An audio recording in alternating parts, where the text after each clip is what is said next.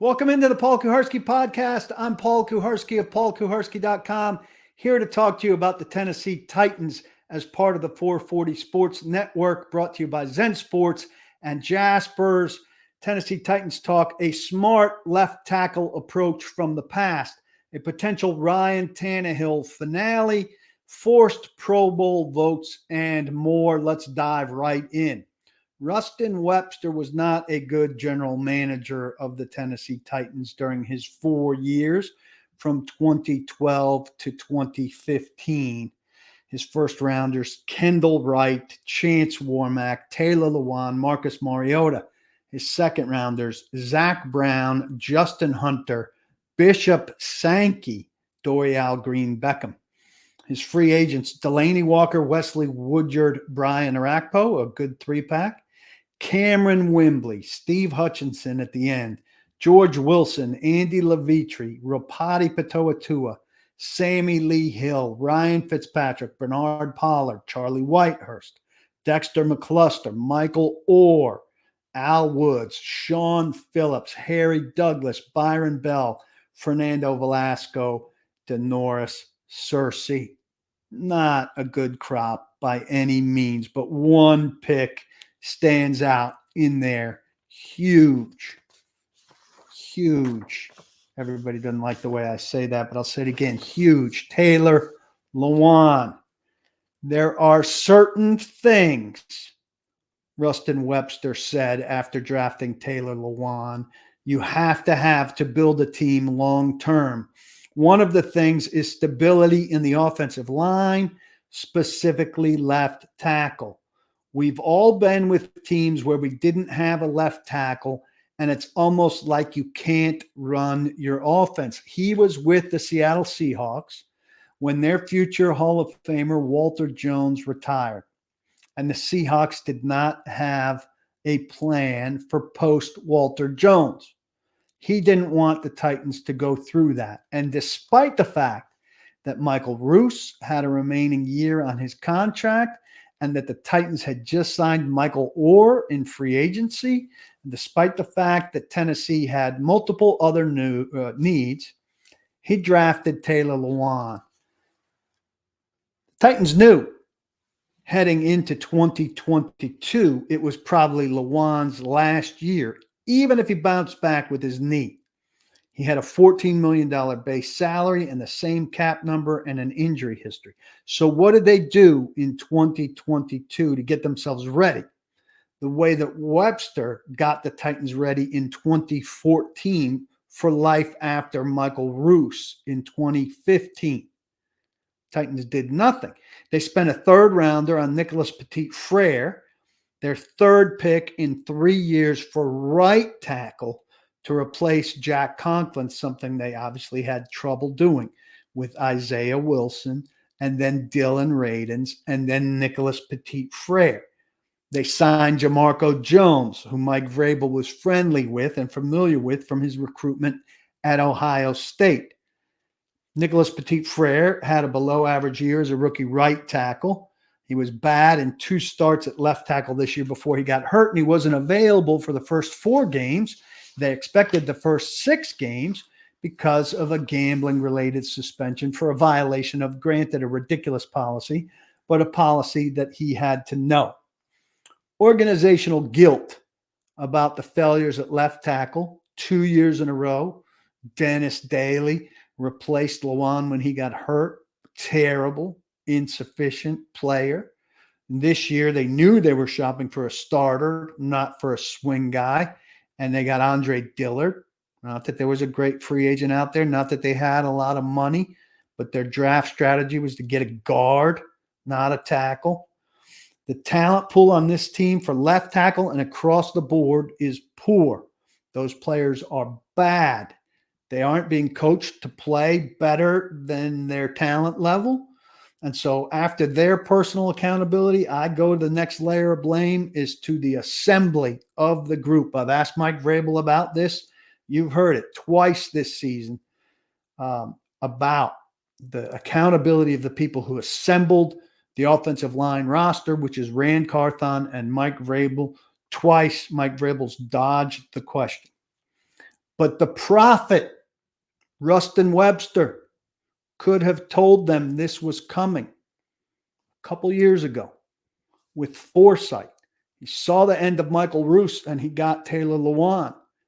They should have followed suit and seen the end of Taylor Lewan and gotten a replacement a year early. Now they're 2 years late. The prophet Rustin Webster knew in 2014. We've all been with teams where we didn't have a left tackle, and it's almost like you can't run your offense. And guess who can't run their offense? The 2023 Tennessee Titans. As for the next left tackle of the Tennessee Titans, as for the next iteration of the Tennessee Titans offensive line, another revamp that's coming.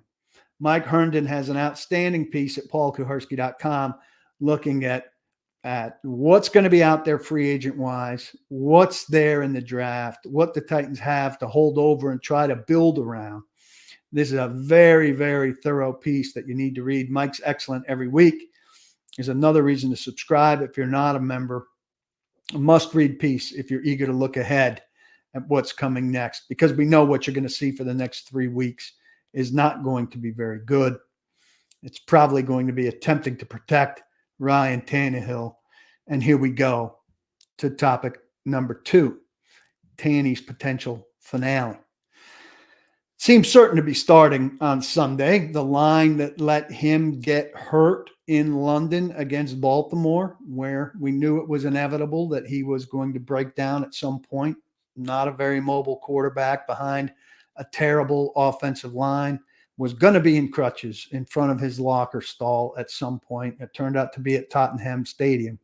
And he lost his job over that. And then Levis was going well enough once Tannehill was healthy that the Titans correctly left the job in Levis's hands when Tannehill was healthy enough to come back. Then, on the last offensive play of the Titans' miserable loss to the Texans, Levis went down with an ankle sprain similar to the one that Tannehill had.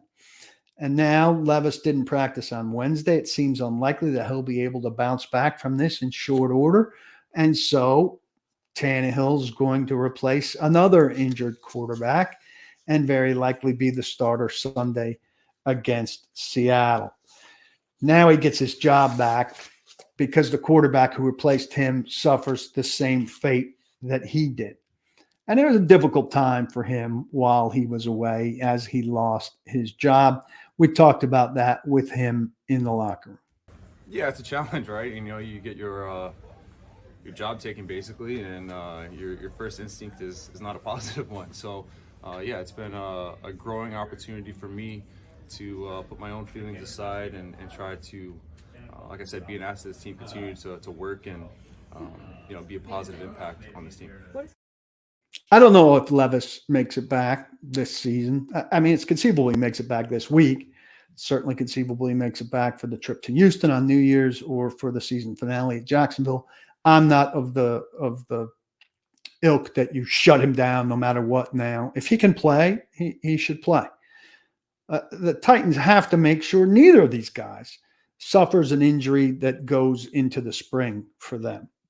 Both of them need to be fine for OTAs. Will Levis for here, Ryan Tannehill for his new team, whoever he signs with. There's no guaranteed starting job for Tannehill elsewhere in the league, except I think most people think in Atlanta if Arthur Smith keeps the head coaching job with the Falcons, which I think he will.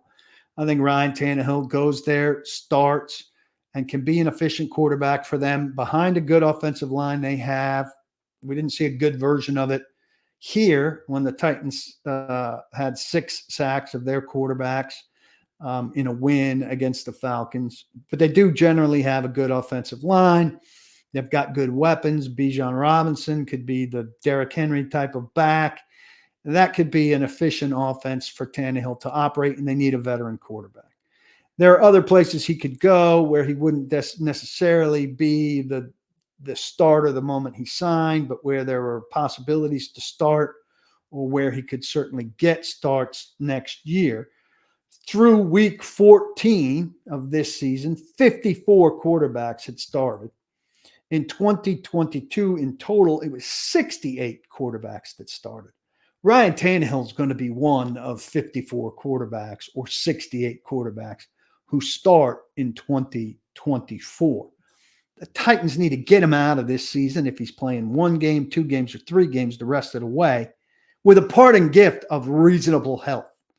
And they need, if Levis comes back, to get him into the offseason with a rookie end of the year parting gift of reasonable health. He doesn't need to be rehabbing anything substantially far into the offseason. And certainly once OTAs begin, it needs to be about moving forward with the system. I think probably Mike Vrabel and Tim Kelly's system, perhaps the system of a new coach and coordinator, but he's got to be free to move forward and do the work and not be on the sidelines with the trainer and the like. They've both got to get to April where they can start OTAs fine. And I know this offensive line hasn't been up to the task. I know maybe that's the reason you're running Derrick Henry 16 times fruitlessly against the Texans. But you could have run Tajay Sharp less fruitlessly. He was averaging 3 yards a carry as opposed to 0.6 yards a carry. If you're hell-bent on running to help protect your quarterback, at least run the guy who's managing more than a yard per carry. But we've covered that. I'm brought to you by Zen Sports. If you make a $50 bet with Zen Sports on Thursday Night Football, which is the Rams against the Saints, if you happen to lose, you get a $25 no danger wager on the Saturday NFL slate. So on Thursday night, New Orleans is getting 4, and they're plus 175 on the money line. That would be my bet here. New Orleans plus 175 on the money line at the Rams. If by a long shot you are wrong on that, we are wrong on that, you get $25 to bet on Bengals, Steelers, or Bills, Chargers on Saturday.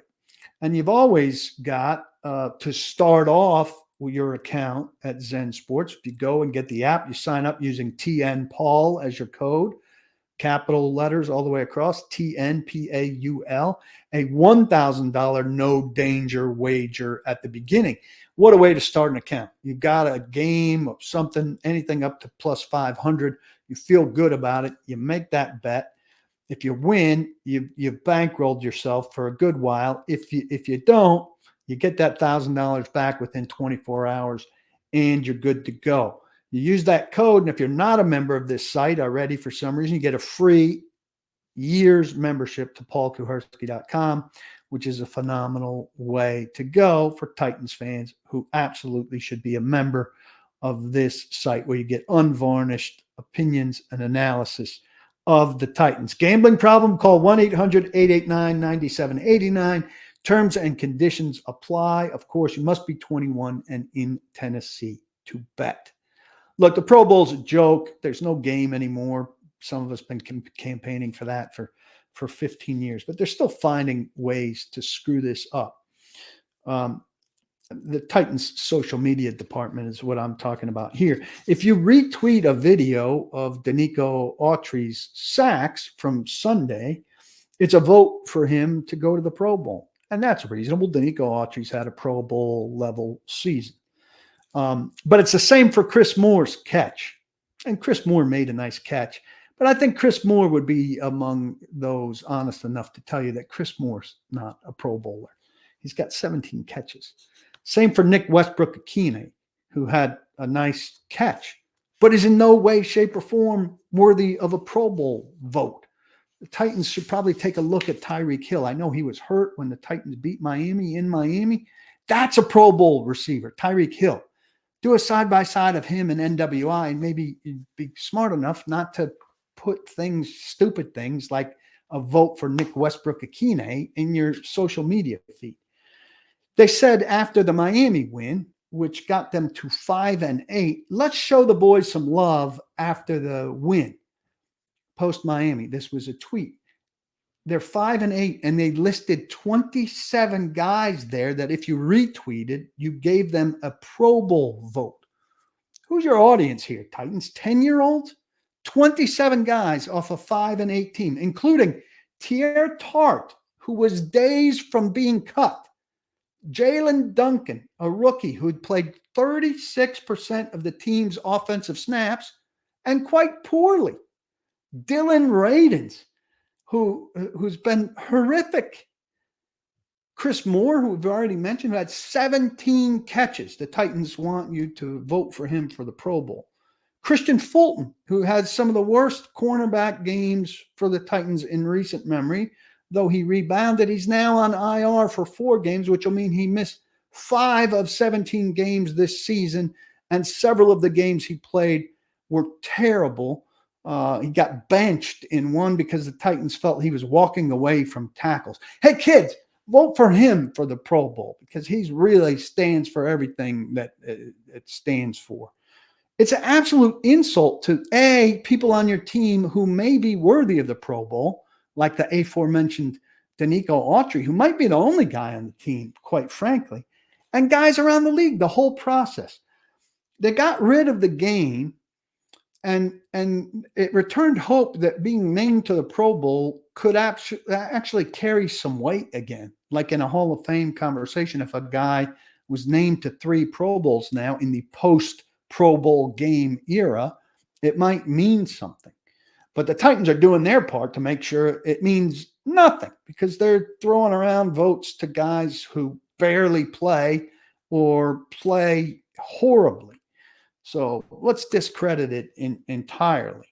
The fan vote portion certainly doesn't have any meaning if the Titans are just doing what a little kid used to do when I was a child at the baseball all-star game, where you'd get a stack of the punch ballots and punch out, all the Yankees at Yankee Stadium. And your dad would say, yeah, maybe 3 or 4 is enough. The adults tempered the children. And the Titans are encouraging the adults to act like children. It's such weak locker room worship nonsense by the team's social media department. Some of you are going to say I'm making too big a deal out of it. You don't need to shine Christian Fulton's shoes, and that you're so out of tune that you're pumping up Tier Tart when he's about to be cut because his effort and attitude are so bad. It's an embarrassment for you. Remember 2 years ago, social media team, when you were so high-minded and you were so above the schedule release idea, when the whole league has fun with the schedule release, but you went and did the history of minority businesses on Jefferson Avenue or Jefferson Street instead, because you were above doing something like an actual schedule release video. Be high-minded on this. What happened to the high-mindedness when it comes to something like this? And it turned out you didn't get many hits on that Jefferson Street thing. But a year later, when you did an actual schedule release thing, you came up with a clever idea and you got a hit. Come up with a clever idea for the Pro Bowl and advertise your guy who deserves to get in, and not Tier Tart who gets cut. Just so. How many points do you think you're scoring with Dylan Radins and Chris Moore by pushing them for the Pro Bowl? You think Dylan Radins thinks he's a Pro Bowler? You think Chris Moore thinks he's a Pro Bowler?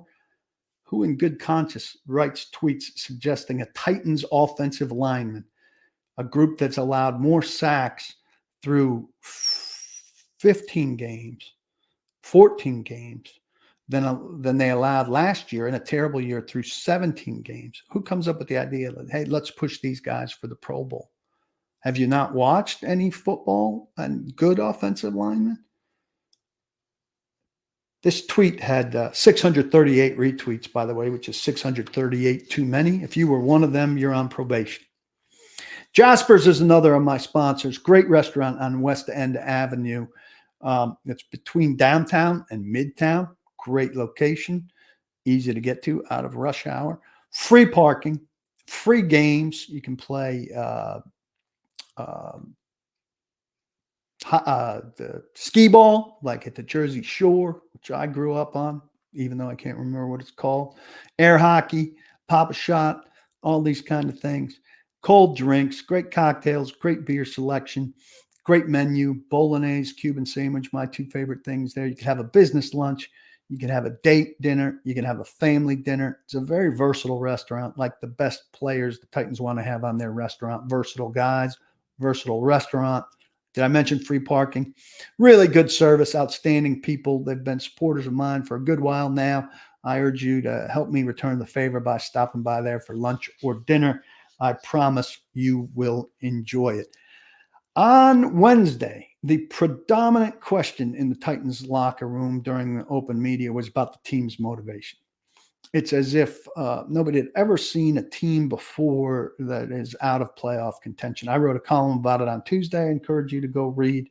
Not about the motivation, just about the idea that games are played and people have paid for tickets expecting to see a football team put forth effort, whether or not it's in the playoff picture.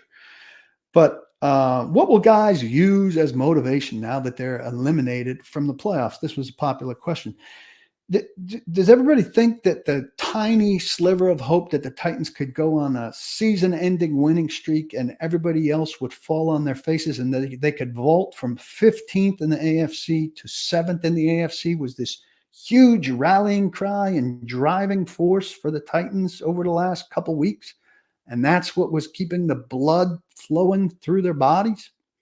I think that's a little bit naive. You want motivation for these guys? How about their paycheck and their personal pride?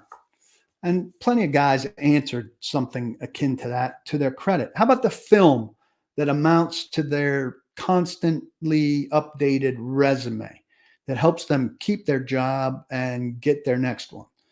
That's the motivation. Give me an effing break with this huge search for motivation. Double check your routing number. Is the cash still flowing into the bank account? Is your direct deposit still working? The issue's more with the question than with the answer for me. But you don't, there's nothing in your contract that says you only play hard if you have a chance at the playoffs. You're contracted to play 17 games and then playoff games if you get in. You go out, do your damn job. I don't know why everybody's so like, oh my God, what are you going to do now that you're not eligible for the playoffs? They weren't getting into playoffs when they were 5-8, and they're not getting into playoffs when they're 5-9. They need to go out, play hard, because people come out to watch them, and because they're getting paid, and because they need to have personal pride. And I think virtually every guy in the locker room would say that. I appreciate you joining me. Please visit Zen Sports. Use TN Paul to sign up. Get a free membership. Get these no danger wagers that I mentioned earlier. Go to Jasper's. Have a great meal while you're getting ready for Christmas. I wish you the very merriest Christmas possible. I wore my hat in your honor. I didn't have to put any makeup on my bald head for a change. Don't block the box. And be sure, please, please, to lock your locks. Merry Christmas, everybody. Happy holidays. Thank you for your support.